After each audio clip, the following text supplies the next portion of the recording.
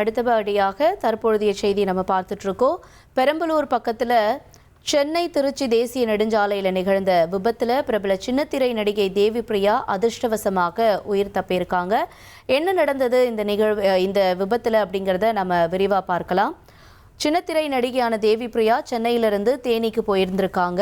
அப்போ பாடலூர் ஆஞ்சநேயர் கோவில் பக்கத்தில் நடிகையினுடைய கார் பஞ்சர் ஆகியிருக்கு. அப்போ ஓட்டுநர் முத்து கணேஷ் மற்றும் உதவியாளர் திவாகர் டயரை மாற்றிக்கிட்டு இருந்திருக்காங்க. அப்போ பின்னால் வந்த அடையாளம் தெரியாத வாகனம் மோதியதில் ஓட்டுநர் சம்பவ இடத்திலேயே உயிரிழந்திருக்காரு.